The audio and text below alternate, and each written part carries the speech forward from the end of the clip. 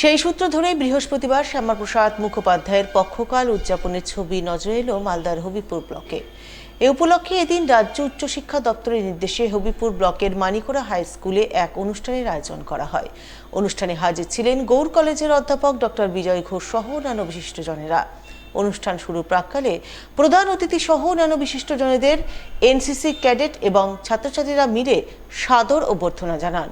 অভ্যর্থনা জ্ঞাপন পর্বের পর ভারত কেশরী ডক্টর শ্যামাপ্রসাদ মুখোপাধ্যায়ের প্রতিকৃতিতে শ্রদ্ধাঞ্জলি নিবেদন করে মূল অনুষ্ঠান শুরু হয়। এই অনুষ্ঠানকে কেন্দ্র করে ডক্টর শ্যামাপ্রসাদ মুখোপাধ্যায়ের উপর এক আলোচনা সভার আয়োজন করা হয়। সভায় মূল আলোচক হিসেবে হাজির ছিলেন গৌড় কলেজের অধ্যাপক ডক্টর বিজয় ঘোষ।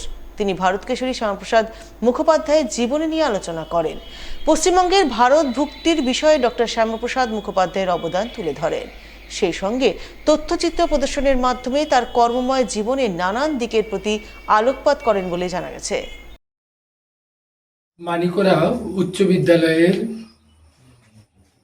সমস্ত শিক্ষক এবং ছাত্রছাত্রীদের তত্ত্বাবধানে সুমহতি ডক্টর শ্যামাপ্রসাদ মুখোপাধ্যায় শ্রীজির পক্ষ প্রতিপালন চলছে।